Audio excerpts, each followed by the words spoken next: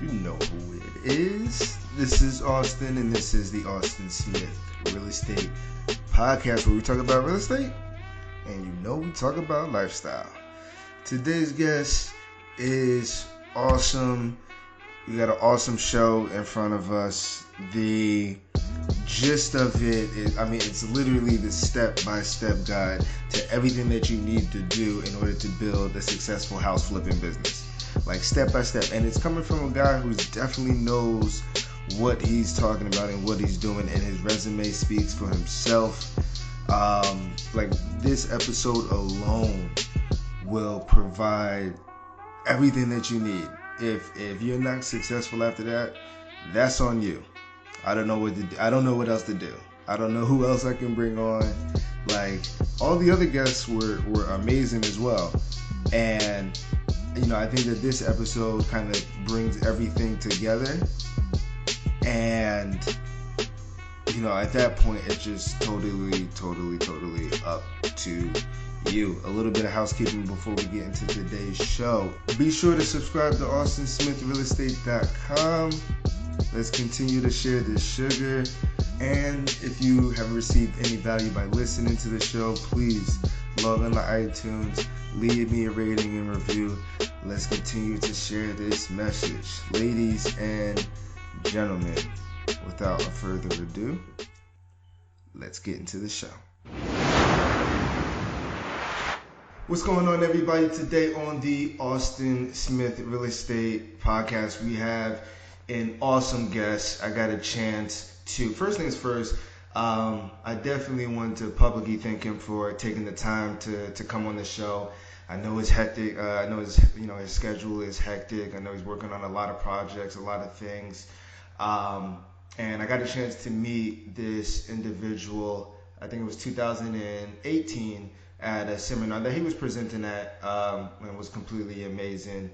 And he's been really good at reaching back and making sure that he does whatever he can to help individuals. He's a real estate investor. He's a flipper. He's an educator. He does seminars all over the world. He's been featured on A&E's Flip This House. He's been on Undercover Boss, which my wife and I used to watch. She introduced me to all the cool shows. He's also been featured on the LA Times. I can run on and on about the resume, but I'll let him speak for himself. Ladies and gentlemen, welcome to the show, Armando Montelongo. Armando, thank you for taking the time to come on the show, brother. Thank you for having me. How are you doing today? Everything is well, man. I'm not sure if you're out in LA. I'll actually be out in LA this Saturday for a few days for my wife's sister's graduation. But not sure if you're enjoying the weather over there. It's rainy over here, but we'll jump right into this. Right now I'm in Newport Beach. I have a house here in Newport Beach, so I'm enjoying the amazing, always sunny Southern California weather right now. Beautiful. I'm talking to you as I'm rolling down the boardwalk. There we go. All right. That works. I love it. So you'll have the energy. All right, we're gonna jump right into this. Before anything, I'm pretty sure you weren't born flipping houses, investing in real estate, teaching, doing all these things. How did you get started? Where did all this come from? It's interesting because I think right now it's almost like the norm of hearing somebody's like really sad story or really like tough upbringing of what's really happened. But mine came about because when my wife Veronica gave birth to my son Mondo Man, the doctors literally cut her the wrong way, and she lost half the blood in her body in 20 minutes. And I remember the doctor told me, Armando, be ready to say goodbye because your wife may not live past the next 24 hours. And she's laying there, and her face is white, and her lips are blue. And then the nurse runs in and says, Mr. Montelongo, we have a problem. Now, you have a problem when your wife's in the intensive care unit, and they tell you have a bigger problem. Right. And my son Mondo Man had just been taken down to Children's of LA, and he had huge blood disorder. And the doctor down there says, Armando, be prepared to say goodbye. Your son may not live past the next 24 hours. So I'm told on the exact same day that two people that I care about in the most world may not live another day. And so from that time, they were in the hospital for like 2.5 months, and our little condominium in Upland, California got foreclosed on. And like what little we had, and we didn't have much. We lost everything. And so we ended up living in a garage, my in-laws' garage, and on food stamps. And it's not like a converted garage. It's move over the lawnmower, move over the weed eater, find a place to stick the bed and the TV, right? Because we're poor, and poor people, we like watching TV, right? Right. So that was what happened right before it all began. Then I found a man who was a very, very wealthy real estate developer. He was developing really hundreds of acres in Southern California, making tens upon tens of millions of dollars. And so I got very lucky in the sense that I found somebody who would go and offer to mentor me through the process of becoming wealthy. This guy was worth about $100 million.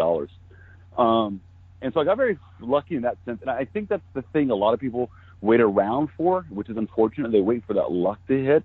And the reality is luck just doesn't like hit. I mean, I was actively looking for somebody to like make me successful, somebody to help me out. I always thought, man, if I just had an uncle who was like rich, I would like love, like if my uncle was so rich, but my uncle was Uncle Adolf, and he was best known for like walking to a bar called the Glowworm where he liked to drink every day. So he was a great uncle financially, not so much, right?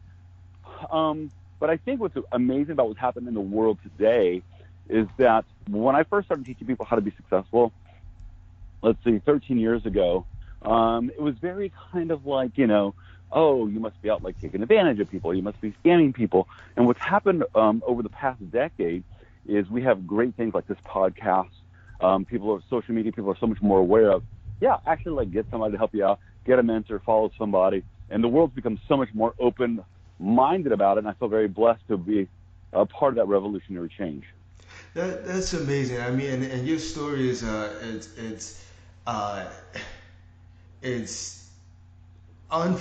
you can't fathom like those type of events. I mean, and those are the two closest people next to you, and mindset wise, to be knocked off and to be knocked down in that particular scenario. I mean, would you contribute the mindset that you have to develop in order to literally pick yourself up from that point? Because that's a free pass for you to feel whatever you want at that point. But how did you develop that mindset to bounce back?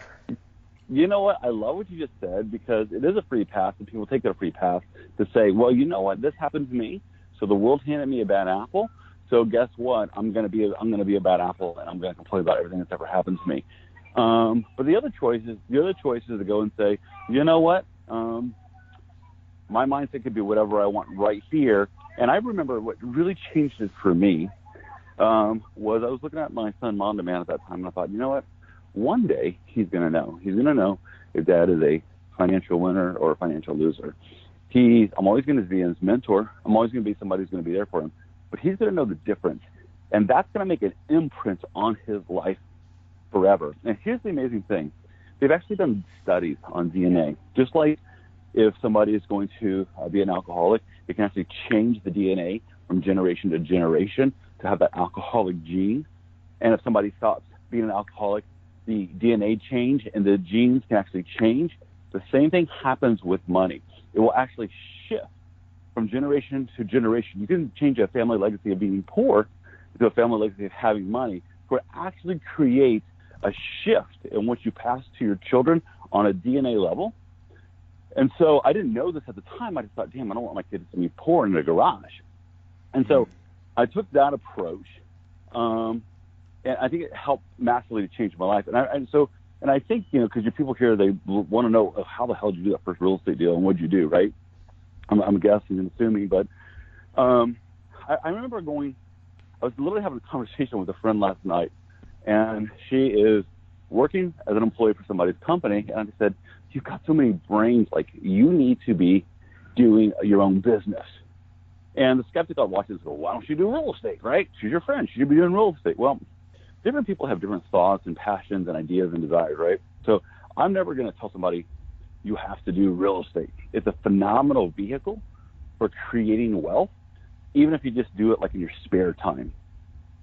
But I said, you know what? You're going to be beating yourself up for being someone else's employee because you have an entrepreneurial spirit, and that doesn't go away ever.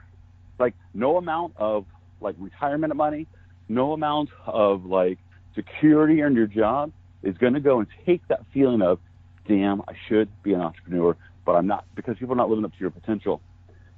And that's what happened to me. My mentor was like, hey, Armando, what are you doing? Like, trying to like work for somebody else? You're only going to make real wealth if you work for yourself. And so I remember going, and I did exactly what he told me to do. And I remember getting that first deal. And on that first deal, I got a private lender. Now, the private lender that I got, because I think people always want to know how the hell I get my hands on the money. So the private lender that I got was a real estate attorney that I ran across. And the cool thing is he didn't have to ask his attorney for approval or for money, because he understood how real estate worked. And so he loaned me money to a deal, but I did something very smart. And this is the thing I think your listeners need to do to really like attach themselves to. I hit his greed factor. Okay? So you have certain types of people who are in certain businesses and industries.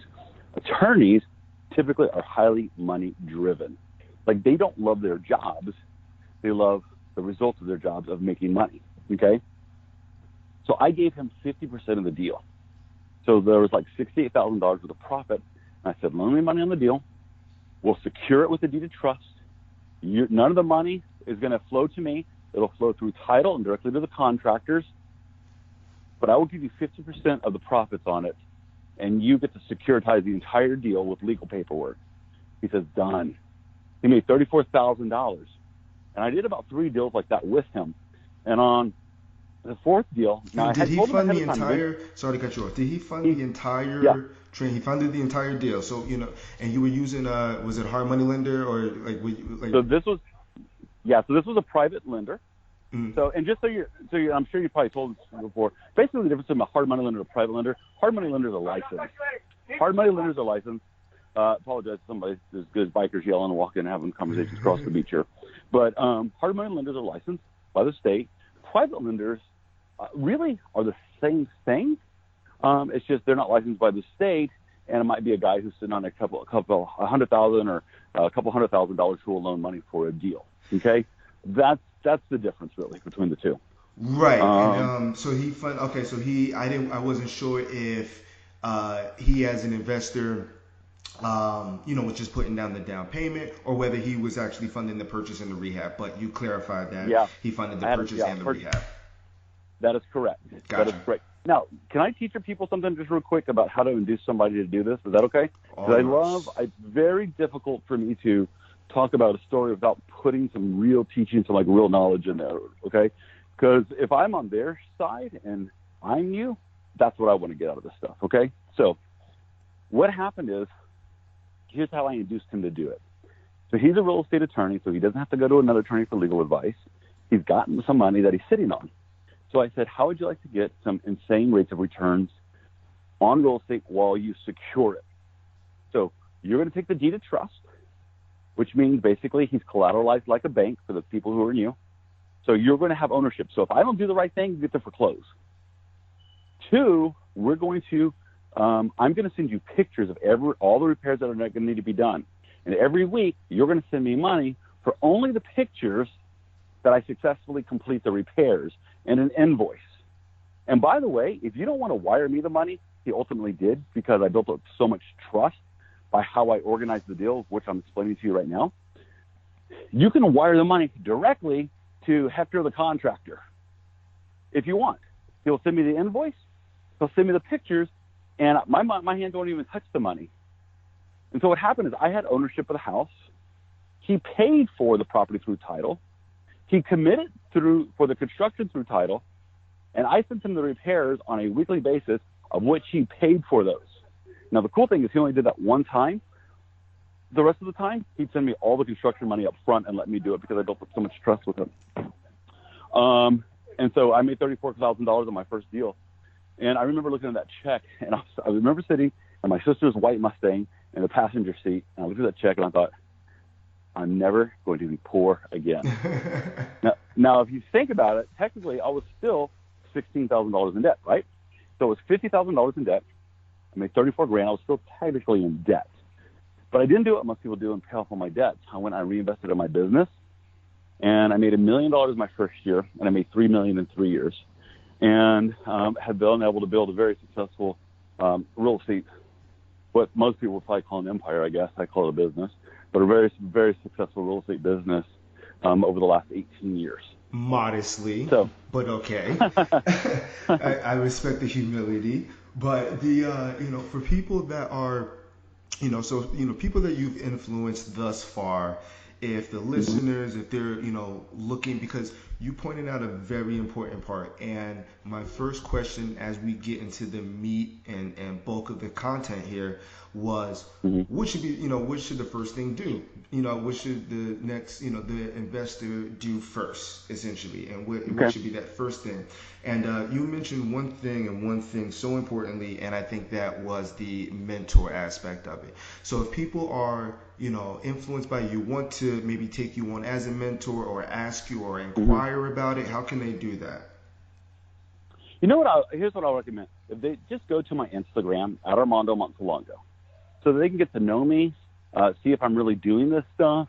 They can direct message us, ask us questions. I respond to a lot of them. My team responds to some of them. And see, hey, is this guy really living the lifestyle that I want? Is he really teaching the stuff that I want? And get to know us. And then once you do that, then I think they'll see like, oh, damn, this real estate business may be for me. And this may be the guy who probably needs to mentor me. So they can just go to my Instagram, at Armando Montelongo, friend us, follow us, and get to know us, and even direct message me questions if they have any. Awesome, man. I appreciate it. Let's start to dig into this a little bit more. So, you bang out your first deal. You receive the mentorship. You're kind of on this new wave, right? Based off of where you were coming from. Let's talk for the newbies or even the slightly seasoned investors when they're looking to take their business to the next level. Obviously, I know the importance of mentorship, but there's two main categories that people say they have the most trouble with. And what are they? I can't find any deals, or I don't have any money. Right? Yes. Right? That's it. Absolutely. I love those people. I love them. And here's why. It's because you never have to call them competitions. Right. And it literally, you're like, God, you're like, damn, Armando, it's so negative. You're supposed to be helping us out. Well, what I'm talking about is the vast majority of the people, the realtors, like your best friend. It might be your dad saying, oh yeah, there's no good deals out there. But the reality is there is an incredible amount of great deals right now. And I'm sure you can ask me some questions on how to find them. But first and foremost, if you're listening to anyone at all who tells you that they cannot find good deals, you need to cut that conversation. They can still be your friend. You can talk cooking shows with them. You can talk about, hey, how are we going to fix our hair, or how do we tune up our car? But don't talk real estate with that person, because that person's only going to put thoughts in your mind that are absolutely factually not true whatsoever. Because there are deals, there will always be amazing deals out there to find. Listen, we were doing this in 2008, and you know what everybody was? So I've been doing this since 2001, and I can tell you the cycles, like the negative talk comes in cycles. 2001, there's no good deals, okay? Or the market's too hot. If you're in California, if you're in Texas, there's no good deals because of the mold scare, all right? Right after Hurricane Katrina, nobody's buying houses. 2008, nobody can get finance. You know what we were doing in 2008? 2008, we were buying houses in Southern California. And just so your listeners know, I've bought over 1,000 houses in Orlando. I've done City of Las Vegas. We did over $42 million purchase and sell real estate in a period of 9 months, where Las Vegas, literally, it's a little funny, they named it Armando Montelongo Day. It's really a company effort. And we've done this in Indiana, in Phoenix, in Texas, in California. So we've done this stuff all over the place. I'm not just relinquished to one market, because the numbers work across the country, because I work my numbers off percentages, okay? But in 2008, people were like, there's no buyers. There's no buyers. So the normal person would try to buy a house, but they had a 740 credit score and 20% down. They couldn't get financed. We weren't selling those houses. We were selling those houses to first-time buyers who had a 620 FICO score, who was getting financed by FHA with 3.5% down. The Obama administration was giving people $7,000 towards a first home buyer's down payment, and people were getting into houses with no money to $3,000 or $4,000 out of pocket. And you're going to say, well, who the hell were buying those houses? You know who we sold those houses to? People who are renting $400,000 houses in Southern California. We were sticking them in $250,000 houses and letting them own the same size house for cheaper monthly. So when people say that there's no deals out there and deals can't be found, I'm just going to sit here and tell you, like right here, like right now, I love that. This is why guys like me do so incredibly well in this business, and why my students do exceptional. It's because there's so many great ways of finding deals. And please give me a leading question and say, hey, Armando, how do you find these deals? I just need that. I'm about to give you that. I'm about to give you that because we're gonna as far as deals and money, we're gonna kill two birds with one stone. So that way, the two biggest issues that people have are now null and void. And right before that, I just want to point out one part that you mentioned, that you're doing deals everywhere, and the fact that most people.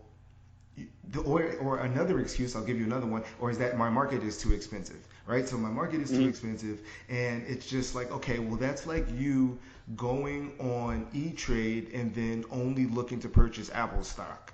And it's like there's a plethora of other companies, and you can't touch stock. You can't, you know what I mean? Right. So, and a lot of people want to be able to touch the real estate. They want to be able to touch the home.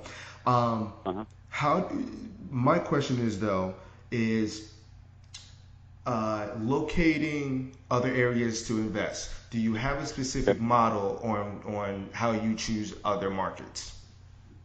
I do. So it's pretty simple. So I have students who work with me who are very, very rich, and students who work with me who are very, very poor, and everything in between. So I have a student who literally has a house in the Hamptons, but she doesn't want to go and necessarily buy real estate until she finds a home run in the Hamptons. So she owns a house in the Hamptons.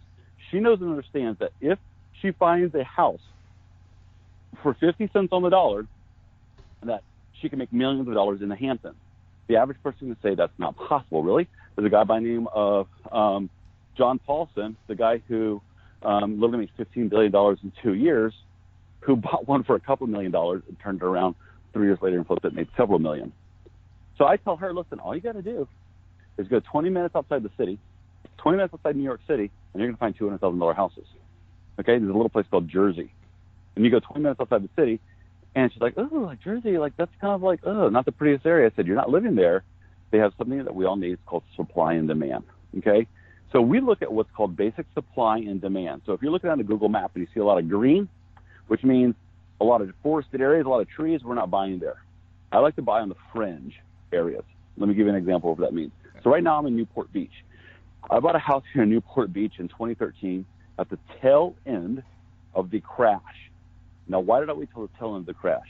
Because poor people lose their houses first, middle class lose their houses second, rich people lose their houses third. Okay? So at the tail end of the crash, I bought a house here, and it's the house closest to the Whitewater, Newport Beach. It's on the boardwalk. I bought it for $2.8 million. 6 months later, we got a call from the tax appraiser's office, and we knew this, saying that it was worth $6 million. And at that time, I only had put about $15,000 with fix-up in it. Okay? So at that time, Newport Beach was a fringe market, because by that time, the poor areas and the middle-class areas had already begun to pick up and rebound by 2012, if that makes sense to you. Mm-hmm. So again, you don't want to go buy 12, 24 blocks deep. You can find stuff that's 2 to 3 blocks deep on the fringe area, and what happens is we call that an emerging market, and that market changes, and the values go up. So you can flip for immediate cash, but you can hold on to 2 or 3 houses and catch the upside tidal wave, and that's retirement money right there. That's the kind of money that people can put away a couple $100,000 and have a retirement account and be sitting on great deals. The second part of that question now, that we have an area, we have a target area, and now finding deals. Armando, the golden question: what are you doing in today's market to find deals? Okay, so we have a lot of ways for finding deals. Let me give you one most people have never heard of. By the way, let me just say this real quick, okay? A lot of the stuff that people are hearing out there about finding off-market deals, tax liens, pre-foreclosures, all this stuff was not talked about in 2001. When I started teaching this stuff in 2006, the 65% rule has now become a commonplace term. Well, we were the ones who went out there and created the 65% rule. And it was 05, we called it the 70% rule. Okay? So this is coming from a voice of like, I'm not copying anyone. We were the pioneers who really started this stuff from the very beginning. And so I want to give people something they probably haven't heard of unless somebody's been listening to some of our stuff literally. And what that is go to the demolition list. So every city has a city demolition list. And the way that works is this. So my 20-year-old son, Mondo, just picked up a property. And he picked up this property in San Antonio, which is known as one of the most difficult flipping markets in America by USA Today. And he went to the city demolition list. The city, when a house has the weeds that are too high, the broken windows, the city will go and send warning signs. Hey, clean this stuff up. Hey, clean this stuff up. Then they start assessing fines. If those fines are not paid, the city has a legal right to lien the house. Any lien holder of a house, given enough proper time, can then begin a foreclosure proceeding on the house. So he goes to the city demolition list. The city has a meeting. They have a monthly meeting about just the houses that are on the demolition list. Guess, Austin, who shows up to those meetings when he goes to the meetings? The owners of those houses. So he goes and picks up a house. Purchase price $75,000. Repairs $25,000. The ARV, he's listing the sucker for $175,000. So let's say it sells for the $175,000. After costs and repairs, he's looking about $160,000. He's looking around a $60,000 gross. But let's say it doesn't go to our $60,000 net. Let's say he only makes a $48,000 net. He's 20 years old. Right. Literally, he sends me, I could send you a text message right now, Austin. His text message says, Dad, I'm thinking about going to college, but it's not really to learn. It's just so I can go make friends. It's really to hang out and make friends. Go ahead. I'll let you finish. Yeah, because he's like, I got my business. Okay? So the city demolition list, every city in America publishes a city demolition list of which you can buy the lien rights to directly from the city, or you can go to the city meeting and meet the owners. Boom. I promise you, if most of these guys listen to 100 guys teaching this stuff, they're not going to hear that because we're actually doing this in the marketplace every day, all the time. This is my first ever time hearing about the demolition list. I've gone as intricate as maybe code enforcement. So I would be like one step ahead of after they've, provided the official notice and actually are on the demolition list, where I'm, list wise, I have one that's for, when they're getting those code violations of, hey, your grass is too high. Hey, your trash is, all over the place, X, Y, and Z. But that's taking it a step further, and I've never heard of the demolition list. So that's pretty interesting, and that's gold. Yeah. So what's fun? Can I tell you something? I showed that technique on TV back in 2006. I did a duplex. Showed the city demolition list, and people didn't pick up on this. So it's not something I just came up with. We were doing this stuff on TV on Flip This House back in 2006, as well as tax liens and tax deeds. Bankruptcy deals? Why don't people go after bankruptcy deals? Do you realize that you can go find somebody who's in bankruptcy? And by the way, are you getting a sense that I love this stuff and I know this stuff pretty damn good? Right? I'm just letting you roll. I'm just letting you roll, man. You go to bankruptcy, right? So you go to bankruptcy court. They're gonna go discharge your bankruptcy. But guess what? They got to pay off all the creditors. Who's the biggest creditor? Usually the lien holder of the mortgage. And so they have to settle with that person. You get to deal directly with the bankruptcy attorney. You know how much a bankruptcy attorney charges? $5,000 to settle a case. Why? Because they don't want to charge hourly because they want to get it processed and moved because their clients have no money. So they're not really doing, in my opinion, what's the best interest of the client. They're just over there getting the bankruptcy process. So you can go buy and settle with the bank for defaulted pennies on the dollar, but people don't go to bankruptcy. Why? Because they're taught, go to pre-foreclosure. Foreclosures are fine, pre-foreclosures are fine. Go stand at the auction house. I would never stand in an auction house in today's marketplace. This kind of market, you stand in an auction house between 2008 2012 in a bad market. In a good market, you didn't go to the auction. Now we're just spewing gospel here. Now you got me on a roll. Here we go. And it's interesting because you know, the easiest thing that people or the quote unquote gurus will shut out is you know, direct mail, absentee, like, you know, out of state absentee landlord. Are you still doing direct mail, or are you more of the belly face to face, you know, right up in contact? Let's do some quick deductive reasoning, if that's okay with you. Okay, and I love it because you're asking the most amazing, strong questions about because you're calling people out and they're kind of like your BS. So it's great. If I want to go sell somebody a bunch of shit, I'm like, oh, let's do direct mail, and they're like, oh, that's amazing. I've never heard that. Really? So if you're in foreclosure, somebody knocks on your house and goes, can I buy your house for foreclosure? Like people might get pissed, or you might hear, right? There's a shotgun, right? You know what's funny? People trust people. People trust who? Friends and family. They trust people on Facebook more than they trust like a stranger who walked up to them, right? So let's talk about psychology. So you know what we do? If we're looking for a house, we do run a skip trace. Through our skip trace, now we go over there, we do run a skip trace, and now we're going and contact them directly through Facebook. We can grab their email, we can grab their phone messages, we can text them if we want to. That might be a little bit annoying. So we introduce ourselves through Facebook Messenger first. Right. Boom. Why would I do belly to belly? Facebook is face to face. Does that make sense to you? Why would I do direct mail? That costs money. Facebook's free. And who the hell opens their mail? But who opens their Facebook? So that makes sense. So a lot of the gurus, here's the thing.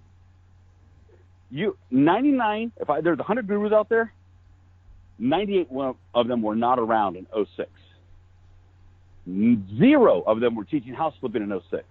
When I started teaching house flipping, okay, there's a little company, a little guy you may have heard of, okay? His name's Robert Kiyosaki, all right? Rich Dad, Poor Dad. I call it Poor Dad, Poor Dad. Here's what happens, and that gets people pissed off and offended. But he stood on stage, he goes, oh, you can't do house flipping. You need to do rental houses. Guess what their business model is now teaching? House flipping, okay? So what happens is, and he was on stage and he was pretty angry about it. Why? Because it was interrupting his business model. Well, the business model is to teach people what's best, not to sell what's most effective. Does that make sense? Right. So I was like, nope, we're going to teach house flipping because I got a system for doing it. That's what we do, and that's what I begin to teach, okay? So if you were to go get, and Robert Kiyosaki would probably like, oh, I would never do that.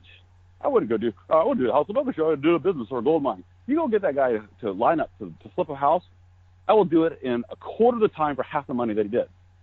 Because I don't believe, maybe he's actually doing it. Does that make sense to you?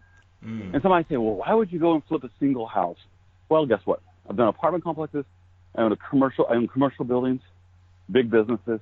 But who the hell am I to go teach people how to flip houses if my finger is not on the pulse of the marketplace, day-to-day, actual, real time? So I keep my knives sharp, and I keep them sharp by actually doing it, not just talking about it.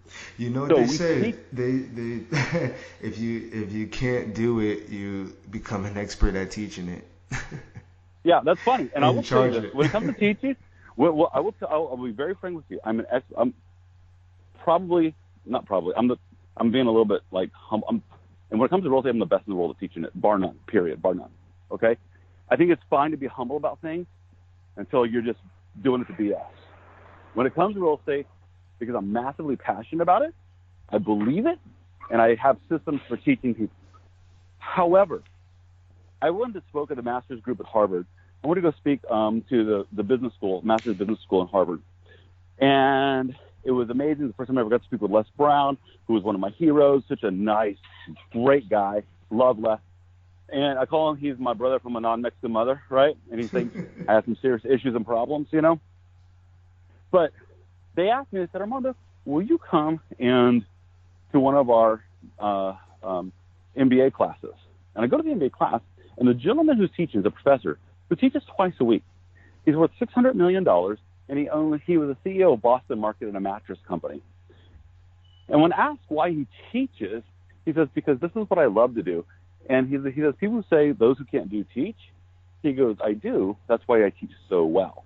So there is, I believe, a group of individuals who teach because that's where their heart's at. I love speaking. I love teaching. I remember being outside of a Ryder truck when I was moving from my garage to Texas, like my mentor told me to do, and just crying from the bottom of my belly, going, "Oh my God, like what am I doing? I'm going to this real estate business." I was crying from the bottom of my belly, and I just had that moment. I don't know if it was a promise or a prayer to God or the universe or whatever people believe in, but I was just in so much pain. I just go, if I ever learn how to do this, I will share it with the world. And I think at that moment, something changed in me because it sucked. The amount of pain I felt, Austin, that pain was nothing more than fear. But at that moment, it felt like just pure lack of oxygen on the verge of death. That's how it felt. Mm. And usually that comes from just not knowing. And so once you remove the unknown, which is called being educated, that really begins to remove the fear. And then if you're able to systemize the education, then that removes procrastination, because I don't think most people are actually procrastinators. It's just typically a lack of understanding. Because I'll procrastinate if I don't understand something. Does that make sense? It's a pretty interesting one. Like, they just get stuck in analysis paralysis, but they're being proactive about what they want to do. It's just the fact that, they go into either they go into information overload and then they can't pick anything, or they don't know where to take that first step at to then be able to take that next step after that. Yeah, it's kind of a sad thing, because like when a lot of real estate's taught, it's not taught, hey, do this number 1, do this number 2, do this number 3. It's, hey, here's number 1, here's number 2, here's 17, here's number 57, here's number 4, here's a choice for number 31 if you like. Oh, by the way, if you do 31, there's 31 A, B, and C. And that doesn't really work, because we're not taught that way. As children, we're like left foot, right foot, left foot, right foot, left foot, right foot. Those patterns of learning are instilled and ingrained in us to a certain degree, whether it's because they work or whether they're just ingrained in us. So when we teach, it's like step by step. Number 1, do this. Number 2, do this. Number 3, do this. Number 4, do this. Number 5, do this. Right? So if you're the regular entrepreneur who's like, I want to figure it out myself, awesome. Go be a pirate. Like, that's cool. Go do it. Go figure it out yourself. But, like, my 20-year-old son will eat the average 15-year investor alive by finding deals that he'll never get or beating them out on existing deals. And just following the system. Following the system. That's the case with a lot of my successful students. So does that make sense? It's interesting how, you've been able to build this platform, you've been able to, pass this down. And one of the last questions before we get into the core 4, I'm going to ask what's next for you. But, you've already discussed flipping in an expensive market, and you obviously are following the same tactics that you're finding deals in the main markets, as well as, the cheaper price point markets as well. Give us, I can't, because we don't have time to go into the exact system, nor do we have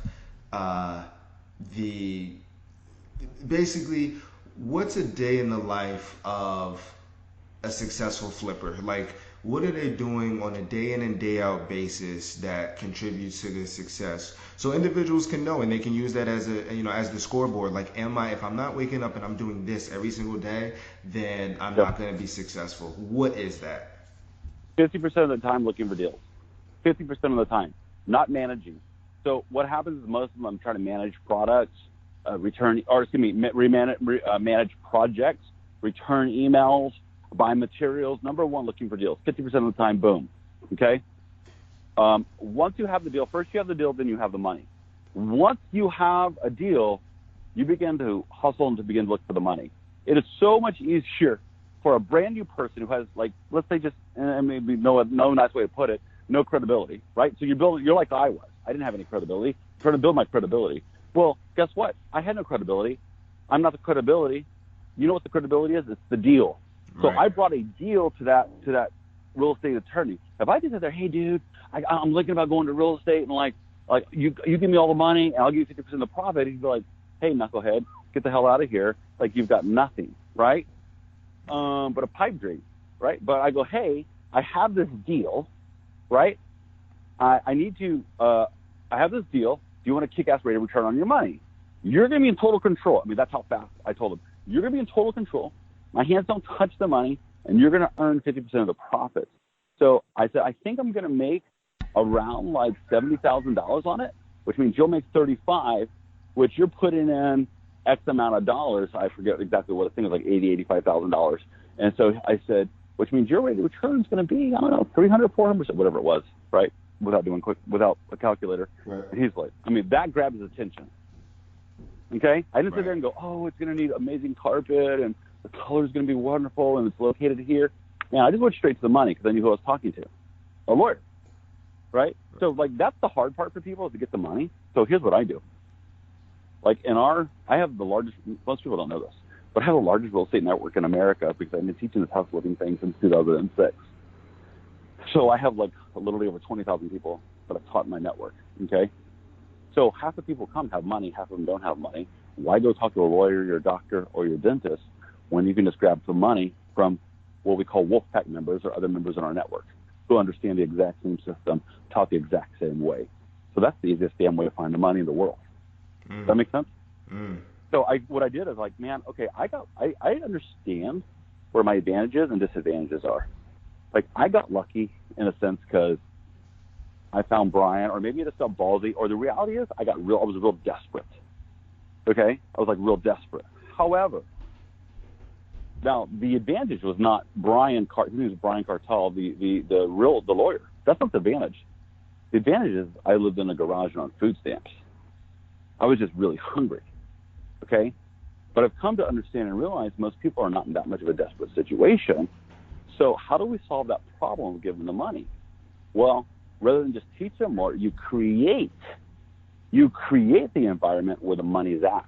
So if everybody in my system knows how to analyze a deal, and everybody in my system knows what the cabinet colors we're using are, and everybody in my system knows what the countertops are, and everybody knows in my system how fast these deals are going to cost, and everybody knows the budget for repairs of a deal, right? And you live in Connecticut, and I live in Southern California, but I can evaluate a Southern California deal because I've been taught on a percentage, how the system works on a percentage of value.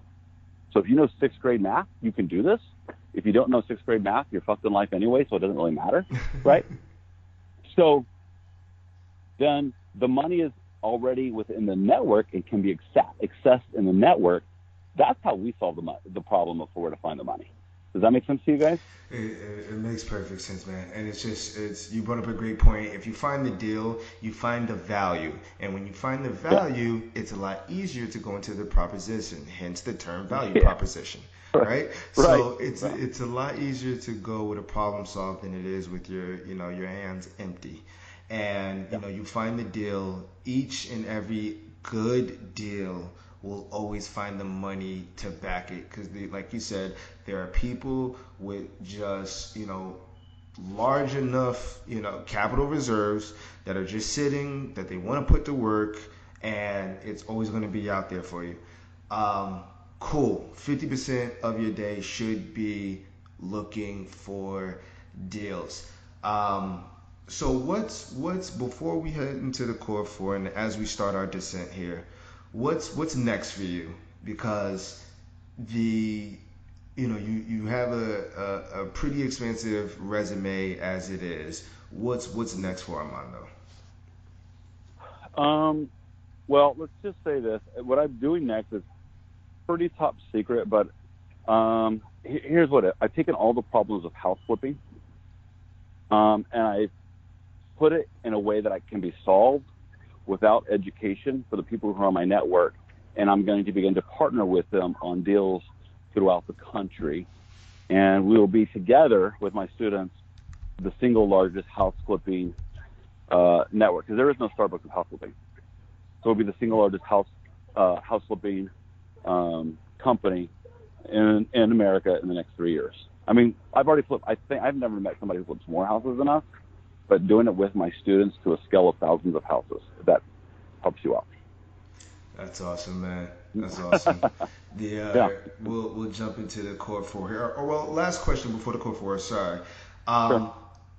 You mentioned the list as far as how you and your team likes to find deals.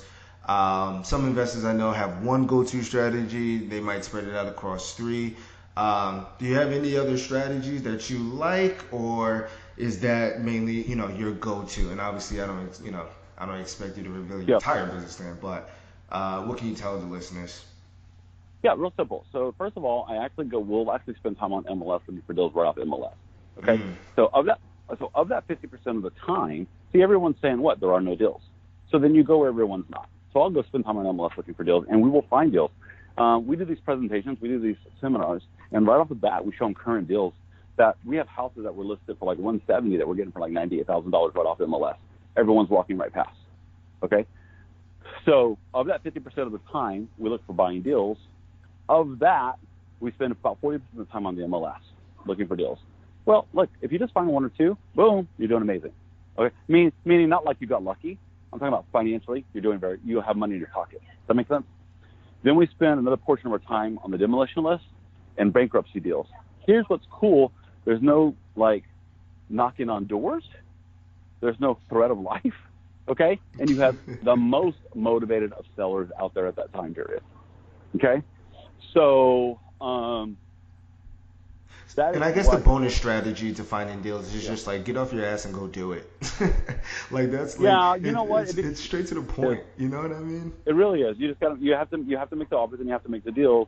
But so I will tell you this much: like one of the problems that I told you that we solved is I've created some amazing software that I do not sell for people in my network that is can find any deal in the MLS in a matter of seconds, write the offer in a matter of seconds, and also find off-market deals in a matter of seconds, real time. Okay, so these are the kind of solutions that we create for people who are actually in our network, and it's some pretty amazing stuff that we're going to be releasing to our network in the next couple of months. I love the community that you're building, and it's an excellent business model to follow for young investors such as myself. And I mean, I found my first few deals off the MLS. Found the first few deals off the MLS, Spirit Influence. One was from a direct mail campaign. My most recent wholesale deal was a direct mail campaign. But you know, it's just about just putting that energy out there, doubling down on what works, you know, learning what's new, implementing, trying, failing, trying again, and just doing it, setting down the goals, you know, like it's Let me say one thing, because you're gonna have two types of people. Well, you're gonna have three types of people who go to MLS. You're gonna have the one who's really, really smart and goes, oh well, shit, I should probably listen to this guy, maybe follow him on Instagram and see what he's doing. Okay. The second one is you're gonna have the person who goes, who's going to mentally quit and say, oh, okay, I'll just ask my realtor. That's very dangerous because your realtor doesn't know even how to, if you put a deal right in front of them on MLS. So I'm sitting in a closing one time, and the realtor is representing me as the buyer and the seller. There's $150,000 profit in this deal. Okay, I'm buying this house for $365,000. There's $365,000 deal, $150,000 profit. You know what the realtor tells me at closing? She goes, I wouldn't do this deal. I thought, and I said, that's why guys like me make so much money. So if you think you can just go to your realtor and get deals off the MLS, you can't, because we know it. And I'm not talking about just keywords like, fixer-upper or motivated seller. No, there's almost like the subway. There's almost the subway, like people when they're selling something and they're desperate. There's almost like a subconscious thing as far as how they list their properties, about how they put them up for sale when they're trying to math that they're really, really desperate. We know how to read all that, convey it to the realtor, and then get deals. If that makes sense. And then the third thing is the guy who's like, well, I'll just go do it myself, you know? And again, that's massively dangerous because guys like people who are in my network will just eat those deals up because they know what they're actually looking for. And some person says, well, aren't all the deals being taken by like your network? And that's the problem is like people get so damn skeptical in their life. They give themselves all these outs as to why not to do something. So it's just real simple. It's get yourself educated. If you're the most educated person with a simple simple system in your neck of the woods, in your area of town, you're going to be the king of your area. Okay? You're going to be the king of your area. You become the king of your area, you create a family legacy. You create wealth. You create a family legacy and you create wealth. Your area expands. Your empire expands. Your empire expands. Your realm of influence grows. Your realm of influence grows. Your wealth grows. And it continues the cycle. Most people just have the reverse cycle going on. Yeah, love it. That's got to definitely be a quotable. And you know, to point out and to piggyback off of what you were saying, like the agent aspect of it, because I'm an agent. I started off as an agent, and I realize that when working with investors, the only way that you're even going to be able to think that you can add value is if you're doing it yourself. So it never ceases to amaze me. And I remember sitting in my office with a bunch of other agents, and whoever was speaking to us, he was like, how many agents own investment properties, and or investment properties, or invest in real estate. And me and I would say maybe three other individuals raised their hand in a room Mm-hmm. full of maybe about 30 agents. And I was thinking Yeah. about it, and I'm like, this is, and I thought about it. I was like, why is it that the people that are getting in contact with the homeowners are not the ones that are actually investing? Like, that makes no sense at all. Right. And at the same time, it does make sense because that's your Pareto principle and that's your 80-20 rule, right? Like that, it's Sure. right there, like right in front of your face. So I got better, and it's just the simple fact that as an investor, one, I can either invest for myself, bring properties to people, and then when somebody, friends, family members, like, hey, can you help me, sell my house, and it's fully renovated already and everything like that, absolutely no problem. You keep the checks coming in. Sure. It's yeah, man. I mean, you pretty much hit it on the head. I've never understood why so many agents that are in the business are not investors. Like, you guys are first hand in the Yeah. mix. Like, Yeah. stop using the agent part as just the job. Like, you stay Yeah. in the job that way. You stay in the job. Yeah.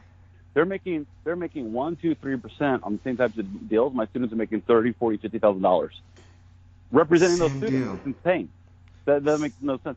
So here's what I love. I think that if you're like a single mom, boom, there's an amazing business for you. If you're like a soccer dad, boom, there's amazing business. If you're a couple who are like, man, you know what, we're kind of like losing some of our interest and some of our fire. Well, think about why you did it in the first place, because you had certain commonalities. Okay, cool. Maybe the commonality was sex. Maybe the commonality was travel. But you had certain commonalities. Few things give you a commonality like a husband and wife working in a business of like flipping a house together. It's so cool because after hours, you're talking about it, you're like, oh, we could do this or this or this. And some people might go, oh, I'd be fighting with my wife. No, you're not, because you're on the same mission. Like, you're doing the same thing, and it builds interest. And now you're talking about the same things, and it builds the same. So this business is an incredible business, even if you got a lot of money or if you don't have a lot of money. Like I said, I have emergency room surgeons who make upwards of $1 million a year. I have like truckers who are like, I just need a hell of a lot more time.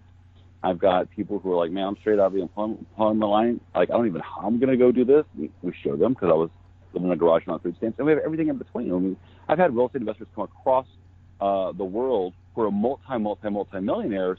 And they're like, if I'm going to learn in America, I'm going to learn from the absolute best, because I'm going to start investing in America, who come to our trainings and do it. And I'm not here to pump our trainings. I love talking about real estate.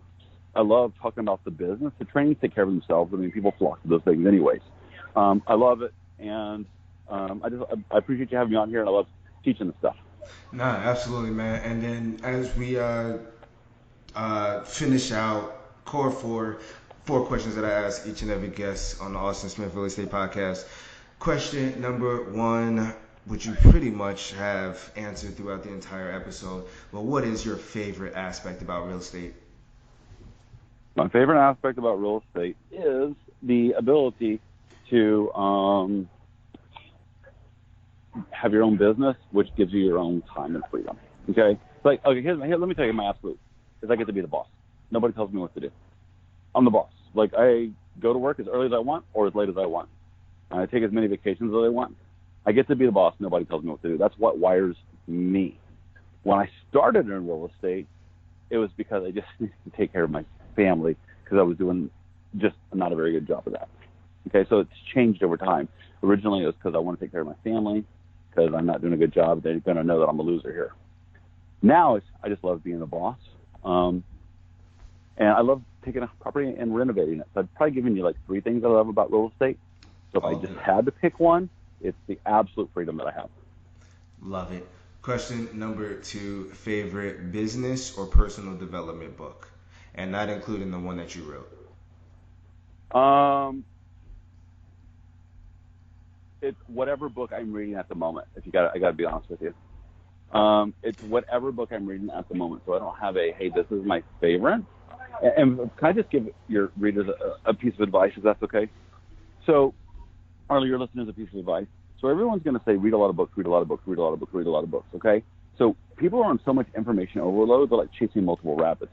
If they're going to do real estate, learn real estate, and don't do other like self-help stuff, period. I know they're contrary to what everything you've heard, but if we just put financials up between like our company financials and most guys who are teaching this stuff, you would know exactly who to listen to. Okay?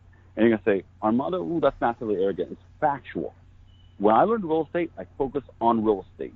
You have to be massively focused on what you're going to be successful at. I can't tell you how many people are like, I'm going to be a real estate investor today. I'm going to be a speaker tomorrow. I'm going to be a fitness instructor the next day. Like, you're never going to be successful that way.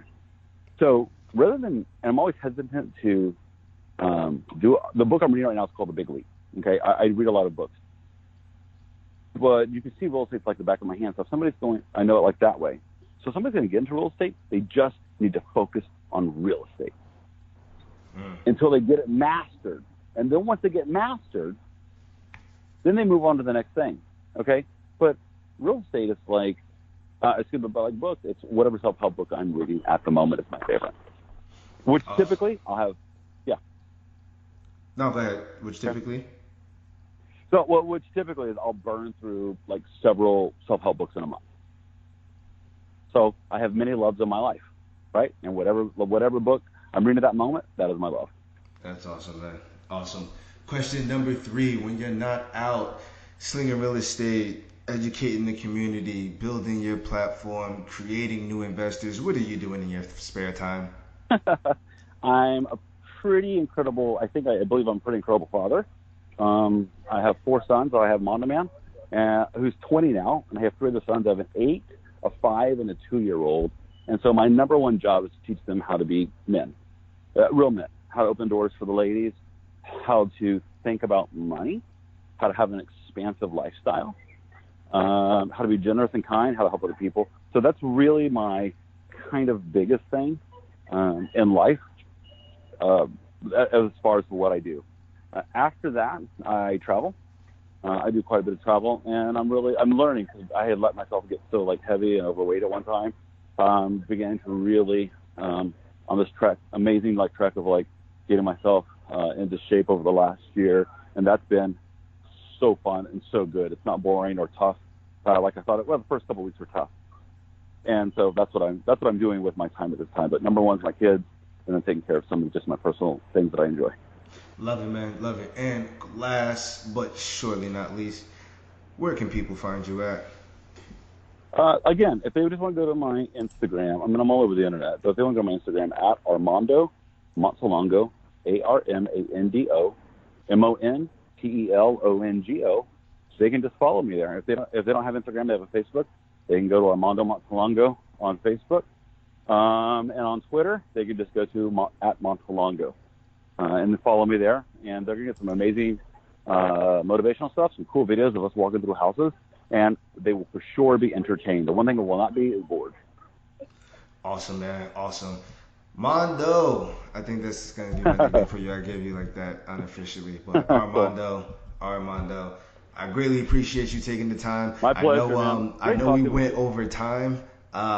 Definitely sorry about that, but the content was just way too good. We were just right on time, giving the value that they needed, and that's our pleasure. That's what we're lucky that we get to do, Austin. So I appreciate it, man. Thank you. And I apologize. I'm not trying to correct you. I just love this stuff, and I feel honored that you invited me. No, for sure, man. And I'm glad that you actually took the time because I know with the hectic schedule and, a lot of things are happening. And I appreciate you always taking the time to reach back. I appreciate, us having that conversation that we did back at that Get Motivated seminar. I love the humility, but I love the confidence in being able to go out there and crush it. So that's where we're at, man. Thank you so much for coming on the show, man. I greatly appreciate it. You have an amazing day. Take care. Bye.